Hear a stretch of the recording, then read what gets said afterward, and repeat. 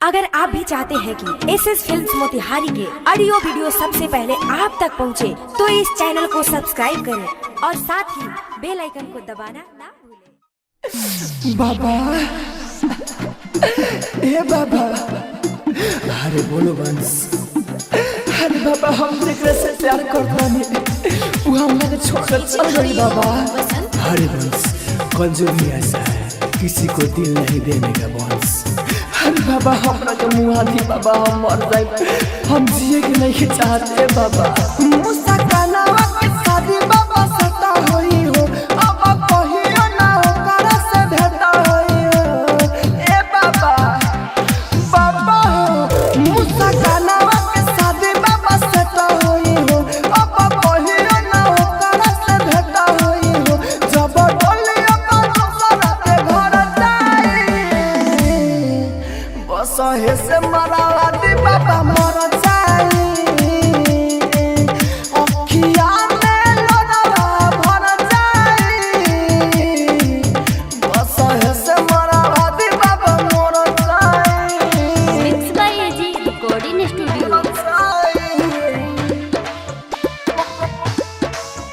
बस हे से मरावा दी बाबा डीजे हरिओम वसंत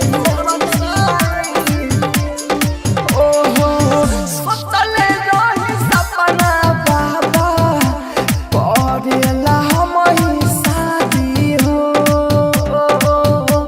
पहले न किरा पारौआ, भइल बा मोरा बराबादी हो, मोरा बराबादी हो। ए बाबा, सोचले रही सपना हम, करेला ओकर से शादी हो। पहले न किरा पारौआ, भइल बा मोरा बराबादी हो। बाबा रउए बताई कौन भूले कोइनी, हमर जहान के हमारा से दूर कोइनी। ओकरा बिन जिंदा नहीं रह पाई, बस हे से मरावा दी बाबा मर जाई। जब डोलियो पर दूसरा के घर जाई,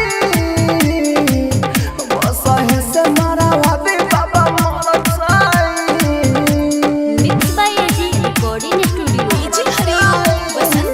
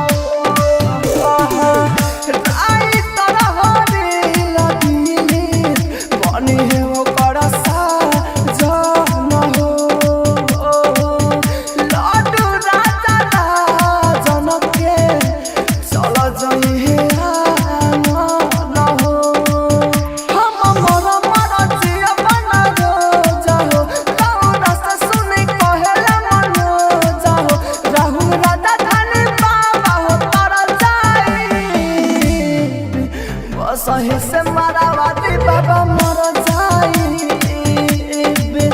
जब डोलियो पर दूसरा के घर जाई,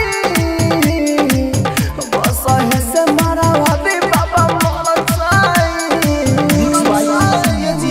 स्टूडियो रोशनपुर।